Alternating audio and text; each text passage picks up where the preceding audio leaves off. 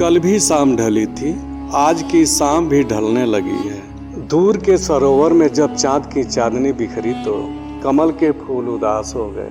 चांदनी को जब उसकी बूंदों ने भिगोया तो कुमुदनी की कलियां हंस पड़ी। प्रकृति के इस अद्भुत अंदाज के क्या कहना। किसी के आने से कोई उदास तो कोई खुशी से फूले नहीं समाता, और किसी के जाने से किसी को दुख तो किसी को अपार खुशियां मिल जाती हैं। उन दो फूलों के साथ भी यही हुआ था, जो सरोवर के नीले जल में एक ही साथ फल फूल रहे थे। ढलती हुई शाम की इस अनोखे अनुभूति में शालिनी का खो जाना कोई नई बात नहीं। हर शाम वह खिड़की के समीप आती थी, पर्दे हटाकर प्रकृति की खामोश सुंदर आभा में खो जाया करती थी। समीप ही 6 माह का सैल पलने में किलकारियां भरते रहता था। कितना कोमल था सैल। हथेली की गुलाबी हो छोटी छोटी उंगलियां गुलाब के मुलायम पंखुड़ियों जैसी लगती थी। नयन नक्श ऐसे कि उस पर शालिनी की यथाह ममता उमड़ पड़ती थी। सैल को पाकर कितनी खुश थी शालिनी। तभी तो उसके बुदबुदाते होठों पर वात्सल्य से ओतप्रोत एक गीत सा आ जाया करती थी। वह गुनगुनाने लगती थी, तुमसे प्यारा कोई नहीं, इस जग में दुलारा कोई नहीं। तुम फूल हो मान सरोवर के, मेरी आंखों का तारा कोई नहीं। मेरे पलकों के 2 झीलों से एक अविरल धार सी बहती है। हर पल कल कल छल छल से ये मान सरोवर भरती है। ये कैसी माँ की ममता है जो कई रातों से सोई नहीं। तुमसे प्यारा कोई नहीं, इस जग में दुलारा कोई नहीं। एक छोटी सी आहट ने शालिनी के ख्यालों को तोड़ दिया। उसने नजरें उठाकर देखा तो सामने खड़ी आसना मुस्कुरा रही। आखिर मम्मी के इस खोएपन को देख उसने कह ही दिया, सैल में ऐसा क्या है मम्मी जो तुम उसमें खो जाती हो? अभी तुम क्या जानो कि सैल में क्या है, मम्मी ने कहा। तो आसना भी कहने लगी, मुझे भी सैल की तरह प्यार करो ना मम्मी।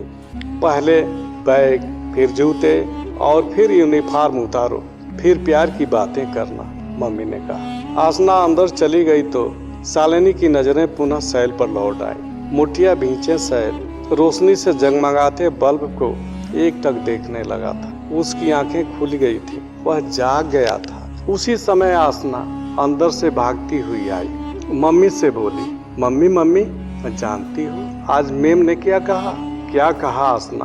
मम्मी ने पूछा। मैम ने कहा कि 6 से छोटों को छोटी चुंबन और बौ से बड़ों को बड़ा प्यार करनी चाहिए। मम्मी ने कहा, तुम्हारी मैम ने ठीक कहा है आसना, तुम सैल से बड़ी हो ना, तुम्हें सैल को बड़ा प्यार करना चाहिए, सैल के पास आना चाहिए। लो आ गई मम्मी, सैल की ओर देखते हुए आसना ने कहा। एक बात पूछूं मम्मी? पूछो, मम्मी बोली। आसना पूछ बैठी, सैल अपनी मुट्ठियां क्यों बंद किए रहता है मम्मी? शालिनी ने कहा, इसी से पूछना और जाओ इसके पास और पूछती रहो, कुछ बोलेगा तो जरूर बता देगा।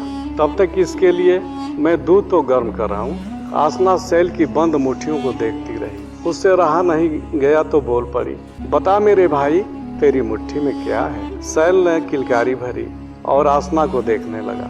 कुछ तो है उसके मुट्ठी में, आसना सोच रही थी। तभी उसे ऐसा लगा कि उसके मुट्ठी के चारों तरफ एक प्रकाश का गोल सा प्रतिबिंब घूम रहा है। अरे यह तो सूर्य देव की छाया है। आसना की आंखें फटी की फटी रह गई। आश्चर्य भरी आंखों में सूर्य का प्रतिबिंब उभरता रहा। वह इस अद्भुत नजारे से हैरान सा हो गई थी। सूर्य देव सैल को दुहाई दे रहे थे। वह कह रहे थे, सैल मुझे छोड़ दो सैल।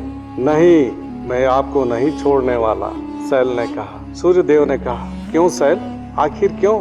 आप मुझे प्यार नहीं करते जैसे सैल ने कहा हो। सूर्य देव ने कहा, यह मेरा प्यार ही तो है जो फूल खिलते हैं। ठहरिए सूर्य देव, सैल ने कहा, अब तो और भी मैं आपको छोड़ने वाला नहीं। आप यूं ही मेरी मुट्ठी में कैद रहेंगे।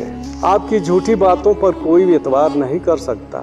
मेरी झूठी बातें, मुझ पर आकर किसी का टूटता हुआ विश्वास, ऐसा कैसे हो सकता है? सूर्यदेव चिंतित हुए तो सैल ने कहा, जाड़े के दिनों में आप कमल के फूलों से अक्सर नाराज हो जाया करते हैं। वे बेचारे अधखिले ही रह जाते हैं। बताइए आप ऐसा क्यों करते हैं? सूर्यदेव के पास कोई जवाब नहीं था।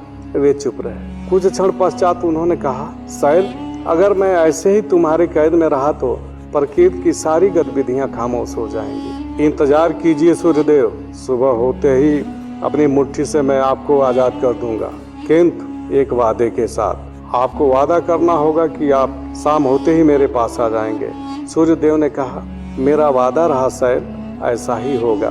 किचन से मम्मी के आने की आहट मिली तो झट आसना बोल पड़ी, मम्मी मम्मी। सैल अपनी मुट्ठी में और कुछ नहीं, सूर्यदेव को बंद कर रखा है। शालिनी ने मन ही मन में सूर्यदेव को प्रणाम किया। उसके होंठ बुदबुदाए। क्या ऐसा है मेरा सितारा जो सूर्यदेव के आसपास पूर्व क्षितिज पर दिखाई देता है? एक अकेला सैल ही तो है जो मेरा भोर का सितारा है। कहानी कैसी लगी कमेंट में बताइए।